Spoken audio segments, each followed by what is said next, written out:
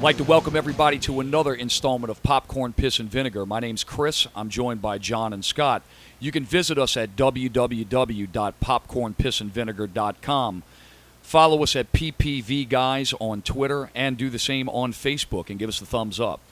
Today's episode, we're going to talk about action movies. And, John, we'll go ahead and start out with you. Well, we'll start out with my favorites, since that's what we talked about. And mine are... Well, is this favorites or stuff you love? I mean, it's hard for me to pin down, like, three favorites. Both. I mean, honestly, the sort of genesis of my falling in love with the genre started with Raiders of the Lost Ark. And nice. It's hard to argue. That was pretty much the first time I ever felt a sense of peril for a hero.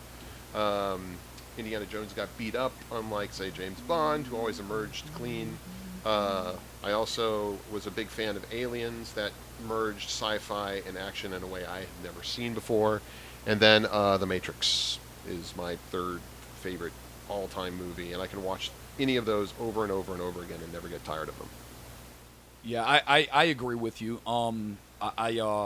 Raiders of the Lost Ark in particular. I mean, the 80s and was a magical time, in cinematic filmmaking. Well, even into the late 70s, and we get to the point to where the dominators of the 80s, George Lucas and Steven Spielberg, come together and take old school serials and combine it with modern movie technology. And hey, we watch Indy beat the crap out of Nazis, so there it is. Rock on. I'm with you on The Matrix. I like The Matrix, too. I watched it the other day again, and it's a good action-packed, crazy, great, mind-blowing movie. Kill Bill. I like the first Kill Bill movie, too. Same thing. Like, a lot of action, a lot of fight scenes, a lot of craziness going on, and then... a lot of blood. Yeah, a lot of blood. So much so that they make it black and white on regular TV. Which is... I did not know that. Awesome. Yeah, that crazy fight scene goes black and white. And then I'm a big Point Break fan. Old school, sticking on Keanu. Wow. Yeah, a lot of action Nice. there, Adios. I am an FBI agent. Right. Whoa. So awesome. Yeah. I'm not gonna say that those are my favorites of all time, but those I can sit down and watch those. Like, you put me in front of a TV and all three are on, I would watch. Well, later in the episode, we'll talk about some guilty pleasures, and I think Point Break kind of parallels with one of my guilty pleasure choices, so I'll revisit that later. The three I'd have to go to, I mean, like I said, it's so hard for me to pin down favorites per se. I have to go with ones I love. I'll go with Die Hard. Would definitely be one. It launched Bruce Willis's career as an action star. And it's like you said, he was in a situation where even though the violence and the special effects are greatly sensationalized. I mean, it's realistic. Being trapped in a building, being this cop. He's he's running around with the no shoes on, and he has to actually find somebody with the shoes because he's stepping in glass. Right. He has to pull glass out of his feet. He has to maneuver through ducts and all this stuff. And he's Bruce Willis. He's cool. He has awesome catchphrases. It also launched Alan Rickman's career, who's also been a pretty important player. It surely did.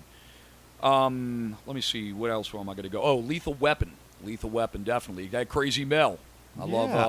I think he would be. He's like one of those guys, like the Bruce Willises and the Sly Stallones. That I think if he wouldn't have had his episode, he would still be one of those, action guys to contend with. He's showing up in Machete. Mel Gibson. Oh, definitely. I mean, he did the Beaver movie and those other things, Signs, which is great. But I think he still would have been one of those. Right, yeah. I mean, one little spark of anti-Semitism, can throw your career for a pretty bad turn. And I don't know. My other one would have to be Terminator 2. And instead of Terminator 1, I love them equally. I mean, what I have to say in Terminator 1 is definitely a more intense film. The whole thing with Reese and coming back in the past and trying to save Sarah Connor and in essence, giving birth to John Connor. But what I loved about, I mean, just the ends just tie so nicely. And another thing for Terminator 2, not only of it being a good story, it's one of the first movies that actually plays with computer-generated imagery. I mean, the T-1000 played by Robert Patrick. I mean, that's the first foray into CGI. And, of course, that CGI was invented by Dennis Muren, mastermind of the Star Wars original trilogy. So no surprises there. You know, that was also the first action movie that was paced way more of what we're used to seeing now. Like, at the time, I remember the budget people had reported saying, we looked at it and said, when does the action stop? In terms of pacing, that movie raised the bar way, way, way high. So. Oh, and I agree. And I mean, Arnold was just gold at that time. I mean, that guy, when it came to action movies, he just owned it. I mean, he was another one of my favorite movies, also action movies. I have to lift it up in another one that I love, and another James Cameron creation was True Lies. Yeah. And I mean, awesome movie. Great humor. I mean, great story. I mean, it was kind of like it's like the Sopranos almost. You know, instead of the crime boss going to get going to therapy and all that stuff. You know, they have this guy who's kind of living the double life, and he has his perfect little life as a computer programmer with his family oblivious that he's actually a top federal assassin or agent. Right. No sale for buyer, but that's okay. No sale for buyer on True Lies, huh? No, it seemed like it seemed like Commando with way better action sequences. Oh, here we go again. I mean, are we going to go into what we thought the worst ones are? So True Lies better than Commando? Oh yeah, way better. But okay, good. Yeah, I didn't think. think Arnold Schwarzenegger gave a particularly better performance. Well, I'm glad you didn't say anything. Mean, it's Arnold what is he doing? He's Arnold Schwarzenegger in every movie. It's not. It's the same performance in every movie. Well, of course, it's the revisit Except the Terminator. of Robert De Niro. Yeah, no. I mean, the Terminator, he played a robot very well, and but when you actually expect him to have charisma, he played a robot very well too. What's that? And Kindergarten Cop, he played a robot very well too. Agreed. Do we go into the worst? Do we get to talk about the worst movies? Because that's actually where it's a lot of fun. Are you kidding me? Of course we're going to talk about the worst movies. But I just want to remind you that you're the darling of the program because we're only 2 episodes in and you've already got the nerd rage mail. Oh, totally. So yeah. I mean, I'm envious of you, man. Yeah. Well, I mean, do you watch American Idol for Simon Cowell or whoever else? I don't watch American Idol. Yeah, Thank you. Right. Thank you. Everybody did at some point. So keep telling yourself that. So all right, I'm going to start with the worst action movies, at least in my opinion, which is an important qualifier. It's only ever my opinion, and that's all it is for anyone who might get upset out there. So I'm going to start with Commando being the worst Schwarzenegger movie. I remember when I saw it, I was like, that was pretty good. And then I saw it in reruns, and there's just so much about it that is like Mystery Science Theater 3000. Oh, definitely. That is a movie with cocaine and egos at its peak. If you want to look at the typical bad action movie, Commando's the one. King Solomon's Mines, very bad Raiders knockoff with Richard Chamberlain, Sharon Stone. I remember that and guy. franchise Judas, Jonathan Rhys Davies. Sala from Raiders was in it, and that's how I got hooked. And a lot of people say it's awesome because that was, for its time, just a cheesy action. But I didn't see it until later, and it's just utter crap. So I have no attachment to it. And I think Charlie's Angels because of McGee. I just think him and Brett Ratner should make a TV show called Nothing to See Here. They suck.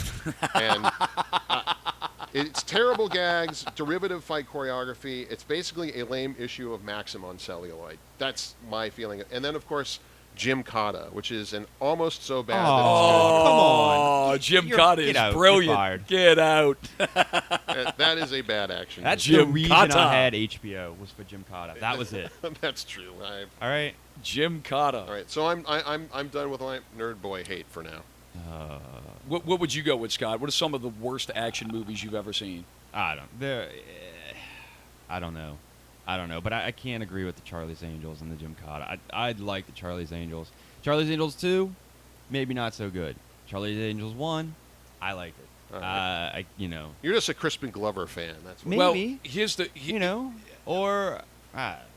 I think what it comes down to with the Charlie's Angels movies, that I remember Drew Barrymore in an interview when that movie came out, and she said, I didn't want the Angels to actually use guns in the movie because that was a little ridiculous. She thought using guns was cowardly. Well, if you go against all action movie logic, and Or I military really logic. I really can't get behind your movie. So Exactly.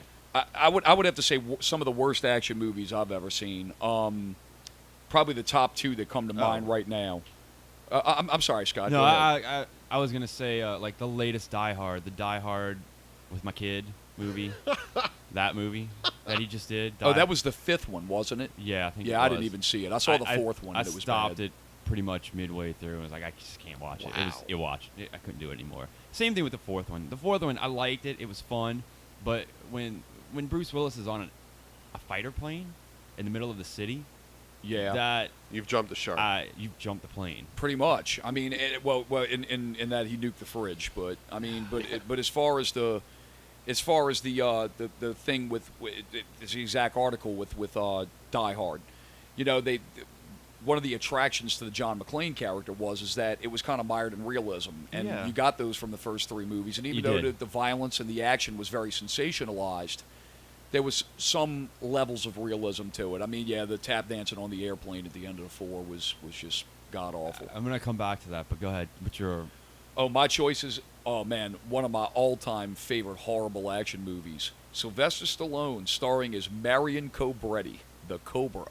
Oh. Yeah, baby. How did I forget that? I must be the worst person in the world because I like that movie. Cobra. Drove that cool car. I like that he gives the bad guy a fraction of a second to drop it before he opens fire. Yeah. Drop it! I think what killed it for me with Cobra is the fact that they have a motorcycle gang that's chasing him at the end of the climax of the movie before the confrontation with the big boss at the end of the movie, and he's in the back of a pickup truck, and the pickup truck is going high speed, and he's not falling out of it. All he's doing is just pivoting and shooting him with a machine gun, and there's no ramming into anything. There's no danger. It looked completely awkward. It was Like just Commando, so the terrible. laws of physics do not apply at all. That's true. Definitely. Yeah. Oh, yeah. Well, I mean, and when it comes down to my next action movie, I'd have to say would be Double Impact. Is that That is a Rob Van a Dam. Van Damme movie? Rob Van Dam. I'm saying the wrestler. I'm talking Jean-Claude Van Damme. You're a Rob Van Dam movie. Yeah. I'd Not. rather Yeah. see Right. it. Exactly. Yeah. No. 5-star frog splashes for Jean-Claude Van Damme. And the premise of Double Impact is that it's the Patty Duke show in an Yeah. action movie. It's twin. It's twin Jean-Claude Van Damme's. Yeah, it's what was the name of the movie with Lohan, when her first movie, the Disney relaunch that she did, where she played The Parent Trap. Parent It's Trap. yeah, It's The it's Parent the Trap. Parent Trap with Jean-Claude Van Damme. It's Just not as good as The Parent Trap right, exactly. with Lindsay Lohan. I'm going back real fast on the action thing about the Bruce Willis thing, action movies now and action movies then, and comparing the two, which are better and why are so many action movies now kind of just crap, and the ones when we grew up, they were good. And I have a feeling it's because of it's the Bruce Willis, it's the original Die Hard scheme. It's like in the beginning, when you blew up a building, you had one take, and you blew up that building, and it was blown up. Car, same thing. You sort of had one or two takes to get it right. Dude jumps off a bridge. You can only do that so many times. Nowadays, you can put a giant building in the background and have it CGI blow up. So you can Correct. have. I feel like nowadays action movies are way too much action and less story and character. Whereas in the past, McClane is a character. You feel for him because there's a character build up in the show. Whereas it's not just blow up story. It's story and some really good explosions and action. Well, and it's everything else too. Is everything just goes over the top now? It's to the point to where everything is trying to top the opposite. Everybody's trying to create something that's bigger and better. And it just becomes excessive. And Yeah, that's the thing. All those kind of like late 70s, or, late 70s, 80s action movies, even into the early 90s. Yeah. You watched such a rapid expansion of film technology. I mean, I got home late last night. I'm a musician. I went and played this gig last night. Came home. I flip on the television before I go to bed, and what's on? Superman 2. Yeah. So Yeah. I'm watching Superman 2, and I'm in the scene where the 3 Kryptonian criminals are actually raiding the Daily Planet with Lex Luthor. And, I mean, there's a scene where Superman shows up and he confronts them, and you can tell that they're fighting. And like I'm used to just coming off a Man of Steel, where he's throwing Zod through buildings, and it looks like a recreation of 9/11. Exactly. Right. To maybe like some rubble falling and hitting the ground. That where the action is kind of off camera. Well, the technology at this point is so accessible. I mean, fan-made Star Wars films are better than the original. Fan-made anything films. In terms of special effects. So I think a lot of times people feel obligated to up the ante and say, well, we want to put the millions of dollars into 9/11-like destruction. That isn't so easy for kids to recreate at home, so we're giving them incentive to go and see this on a big screen, and they're forgetting that ultimately it's an actor. And I know that you had asked, who do you think is the heir apparent? And that's a hard question to answer, because I don't think they really invested in a lot of character development. I do have to agree with you. I mean, it's like, truthfully, now with the comic book film stuff, we have recurring franchises now. But I mean, if you think about it, the only real action hero that's left is Bond. Yeah. I mean, as far as a franchise that's like a non-superhero type character. I mean, yeah, you have Die Hard. You have the John McClane character. But I mean, those films. I mean, I think the last one. I think box office flopped, if I'm not mistaken. I think the superhero genre is the action movie that this decade is going to be remembered for. I think the Jean-Claude Van Dammes and Sylvester Stallone's is now the Captain Americas and the Iron Man. I think they're probably as close to an action movie as I get going to the theater, pretty much. Right. I mean, I don't know if that's valid or not. Again, just an opinion, but... Well, and moving on to that, I mean, talking about action films of the past and not now, I mean, we had this conversation before the show. Back then, kind of who do you consider the king? Sylvester Stallone, because he got an Oscar nomination, and Bruce Willis has made some great films, but he also has made much bigger complete failures, like A Bonfire of the Vanities and Hudson Hawk. Those were like... But as an action star, though, what did Sly get for... What did he get an award for? Rocky. He was nominated. Now, I don't... And this is where I think I'm gonna disagree. I don't know that Rocky is an action film. I think that is Rocky a is story considered film. a sports film. They do consider it a sports film. It's a sports, but it's.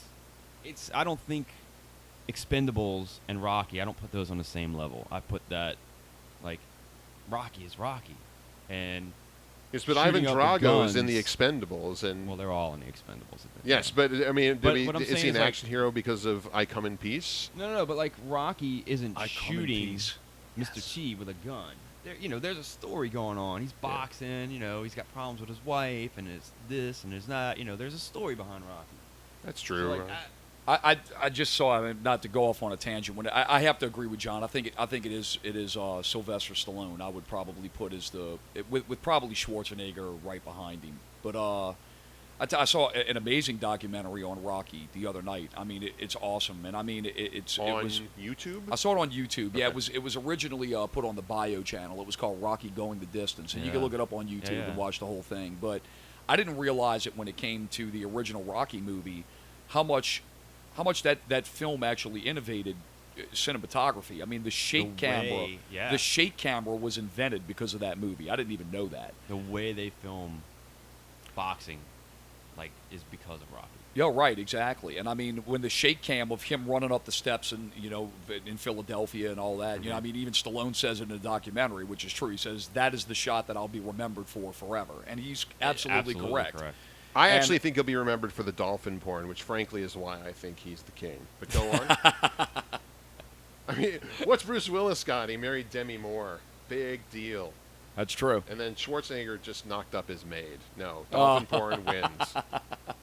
hands down. Well, the You know I'm right. you are correct, sir. That running up the step scene, they had a guy that was actually fully running with him, with the shake cam. And I mean, he says in the documentary, he says, I'm kind of like looking out of my peripheral vision as I'm running up the steps. And the cinematographer who ran with that shake cam, she was probably, I think the guy was 6'6". Said he was a really tall guy, and they said that, this guy was just pacing right with him, holding the shake cam and running with him. So, really, really cool stuff. But yeah, definitely. Even though I don't know, Stallone had a lot of turds. I mean, Stop or My Mom Will Shoot, Tango and Cash. Oscar was awesome. I don't care what anyone says. It does have some moments, and it had little, had old girl from Flash Gordon in it. It's John Landis. It's like a Clue sequel almost. It was definitely an interesting Schwarzenegger. Definitely an interesting role for Stallone, but it does have his moments. It starred I can't remember the actor's name, but he played Boone in Animal House, which is one of my all-time favorites. But that's for the comedy show. Correct. Yeah, that's not an action movie. So now that we've discussed the action stars of old, which pretty much the big three. We talked Schwarzenegger, Stallone, Willis. Obviously we've left out Seagal, Van Damme. But on purpose. Kind of on purpose. I'm going to say one thing about Van Damme real quick. There is a movie called JCVD. Has anyone seen this? No. It's a little independent film, and when I tell you it is on par in terms of like postmodern existentialism, much like Being John Malkovich. It is so not what you expect, and I highly recommend anyone rent that on a slow night. It will blow your mind, and Jean-Claude Van Damme is amazing in it. He's a great actor.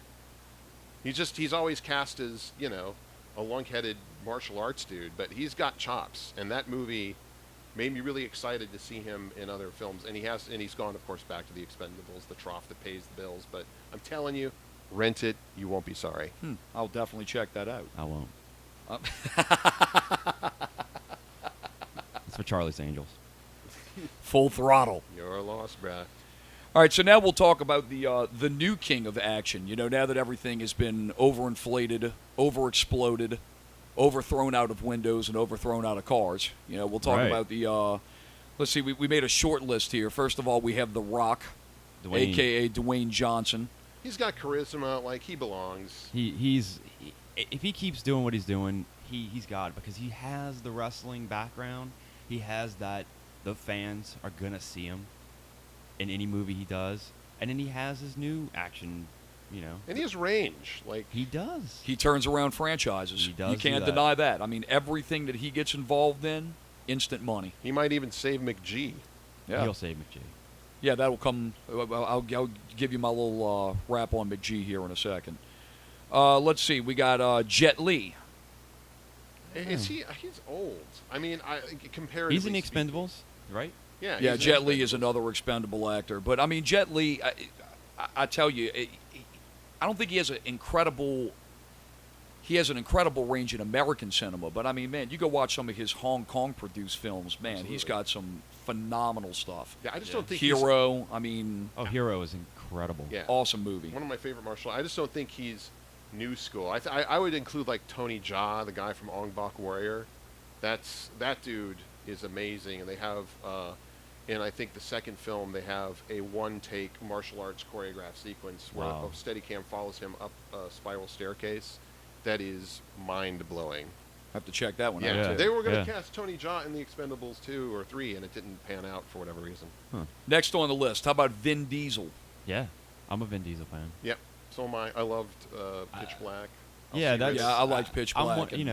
That's one of my go-to guilty pleasures, the Fast and Furious stuff. Me too. I'll sit and watch that. I don't know why. I just do it. I'm not a big Cars guy, but I'll sit and watch those movies.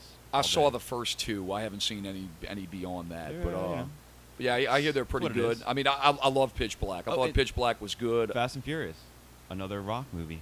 Yeah, that's true. Yeah, another guy that's been injected in that franchise. It makes big money. And it works. I did see the Chronicle of Riddick, the Chronicle of Riddick. It was kind of but I heard that his new movie, which is simply called Riddick, released this past Friday, and I saw that it won the weekend. So critics are saying that it goes back to the original form of Pitch Black. So I think I'll definitely be catching that one. I'm pumped.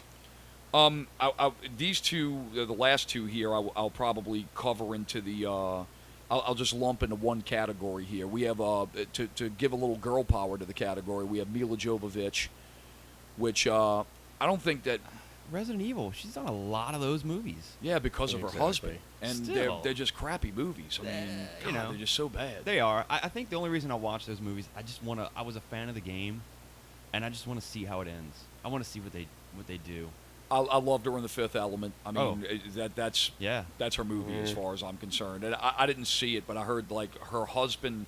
It's like Len Wiseman with Kate Beckinsale. Right. He gets involved in these franchises, and it's here is a vehicle for my wife to star in. So it's Resident Evil. Then he did some kind of like steampunk remake of the Three Musketeers. Oh, I never saw I heard that was like really, really bad.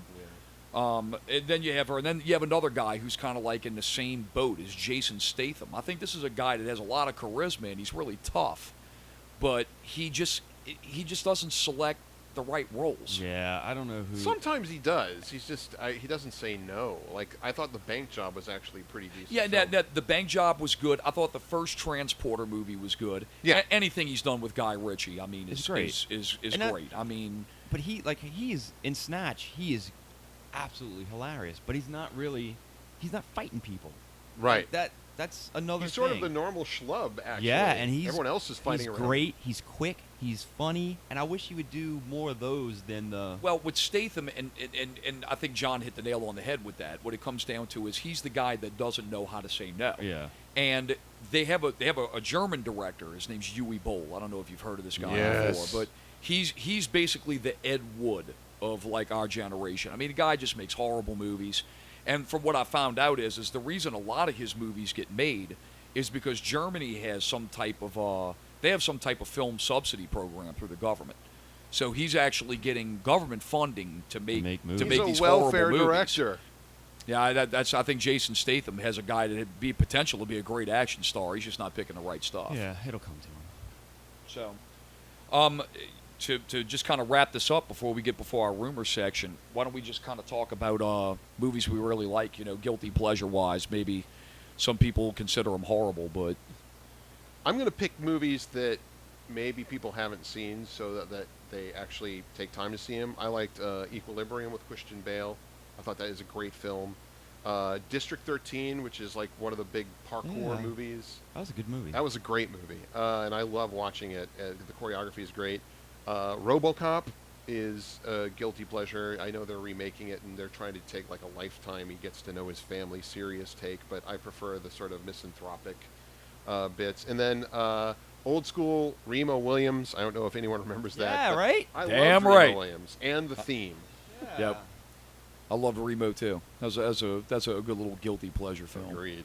What about you, Scott? I go back to the Fast and Furious. I feel like I know I'm probably in the popular group when I say that, but it's not that they're not awesome movies. But I just watch them just to sit and watch them. I just don't think you should feel guilty about it. I think those are actually good films. And then Last Action Hero, back to the Schwarzenegger, like the ultimate make fun of every action movie that is probably made fun of the most.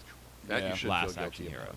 Yeah, the Last Action Hero. Great soundtrack, though. Great soundtrack. Yes. Oh, Agreed. Excellent soundtrack. But the Last Action Hero, I think, is the movie that kind of like is heralded as the downslide of Arnold's career. That's where it all kind of started, was at the Last Action Hero. And the bullet in John McTiernan's head, the guy who directed Die Hard, that was his like last big budget movie before he got thrown to the dogs. Yeah.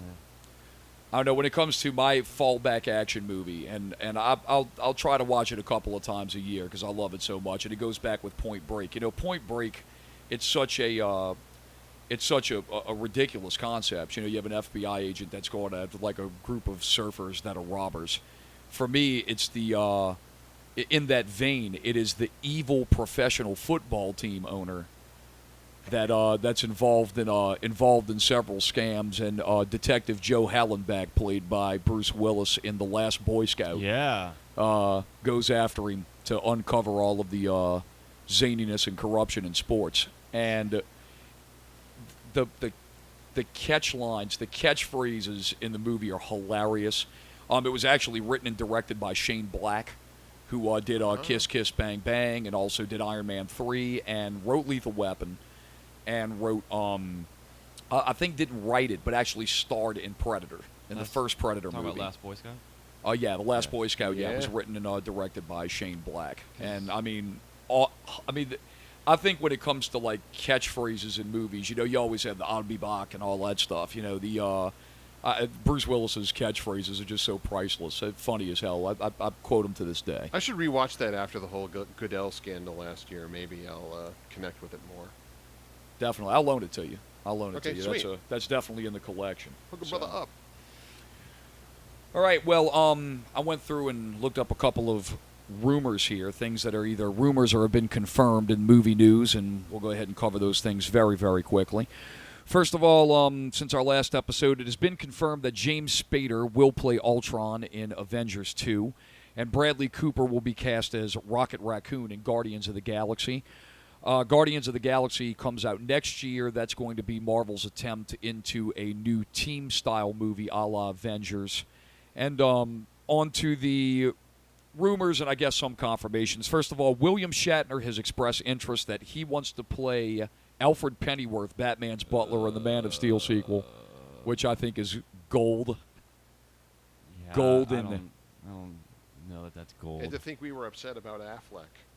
How to ruin a movie franchise and make Chris Tyree happy all in one There sitting you go. is spectacular. I just think that's so great.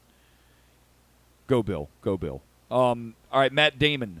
We have Matt Damon saying that he wants to star possibly in another Bourne movie. He wants to come back as Jason Bourne, but not be in the same film with Jeremy Renner, who plays Aaron Cross in a continuation of the Bourne series. So they're talking now they're going to play the Marvel game or the Disney game where we'll have two separate Bourne movies and then a collective Bourne movie down the road. Right. So That works for me. I liked everything I've seen so far in the Bourne series, so I'm pretty pumped about that myself. the Sci-Fi Network has greenlit a pilot for a television series based on Terry Gilliam's 1995 film 12 Monkeys. That should be good. Yeah, I think that'd be. Could be. I mean, the technology that television runs now with the writing. I mean, the writing on television now is really excellent. It's the I network mean, that brought us Battlestar Galactica. True. I'm down. right? I mean, getting the right people involved in that project, I think that could be something that's pretty cool. Sharknado. Didn't we get that too? We got Sharknado, definitely. So People who brought you Sharknado and 12 Monkeys, I am so in. yeah, I think you did it. Todd McFarlane announced that he is trying to make a remake of his Spawn series. The movie Spawn originally starred Michael Jai White, which featured the first African-American actor as a superhero. Had moderate success. It made about $87 million. Released back in 1997. He said that he's trying to kind of get major backing support to it and get a big actor involved. And Jamie Foxx has expressed some interest in He's playing already Electro in the Spawn. next Spider-Man. It doesn't matter. Hey, look, Captain America played in Fantastic Four. Right. And That's true. you having so many of these guys now. You have Batman as Daredevil, and or Affleck as Batman and Daredevil. So we'll give him the slide. Yeah, you're right. Matt Damon has also joined Christopher Nolan's new film Interstellar, which is going to be a typical Mindbender. mind-bending Christopher Nolan masterpiece. If he's anything in form of what he's done in the past, I'm sure it's going to be a good film. And much like Tim Burton, Christopher Nolan likes to kind of work with the same team that he's worked on other films. You can pretty much bank that Michael Caine's going to be in the movie. We'll see Anne Hathaway, and I think Matthew McConaughey is the lead actor in this film, which I am That's totally a lot cool of big with. lead actors. Yeah, that's a lot of big stars. Definitely. Yeah. One of my favorite movie franchises of all time, Mad Max. Yeah. Mad Max, with Yes. its new reboot called Fury Road, will star Tom Hardy as Mad Max, who also starred as Bane in The Dark Knight Rises. His main nemesis in the film will be Charlize Theron, who plays a character named Imperator Furiosa, All right. which I think is spectacular. I'm already in love. No, I'm already in love, too. It comes out next year. They haven't put a release date on it, but they said that later in November it will go for reshoots. Is Mel Gibson involved in this? Mel Gibson, they said, makes a cameo as a drifter.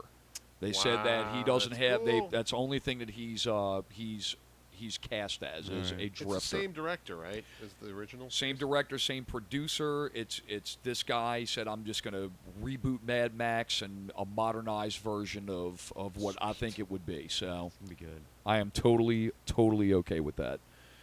Popular HBO television series True Blood will complete its run after this season because it sucks since the first season. There you go. Agreed. Absolutely. I am glad to see that show gone. More Boardwalk Empire, please. Thank you. Originally counted out, we now hear that Will Smith could possibly be in the running for a sequel to Roland Emmerich's probably most successful film, ID4 Independence Day. And I think arguably is probably the film that launched Will Smith's career as a giant action star. Yeah, as a mainstream action star, definitely. Yeah, he's one of those guys we sort of didn't talk about, but he's in there too, action star wise. Yeah. I mean, exactly. It's and he's another one. He's kind of like The Rock, where whatever he touches is kind of gold. Well, he did that last movie with his kid, and Yeah. that flopped bad. And they were talking about how he's starting to lose the magic touch. Well, M. Night Shyamalan's loss of the magic touch, I think, is a greater suck than Will Smith's ability to rescue it. That's my personal feeling. Without question. M. Night probably had maybe 3 good movies in him. And they Maybe. were amazing movies, actually, which is why it's so dispiriting to see him suck quite this bad. But what are you going to do? His latest effort, I actually read on the site. I didn't include it. It's funny that you bring him up. He is actually writing a book right now on education reform. I wonder what the twist is going to be at the end. Well played. The Rock will be starring in a new television series based on The Fall Guy. Oh, is it going to be a movie or a TV show? It's going to be a movie and is going to be directed by Mick G., John's favorite director.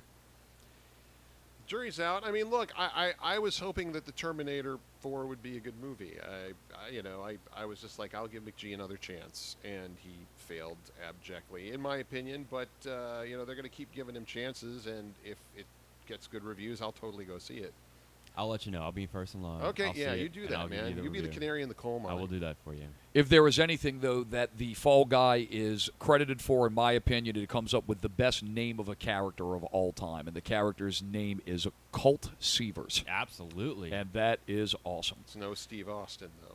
Definitely. So on that note, we are Popcorn, Piss, and Vinegar. You can listen to us at www.popcornpissandvinegar.com. You can follow us on YouTube at PPV Guys, or you can give us a thumbs up at Facebook at facebook.com/PPVGuys. See you for the next one.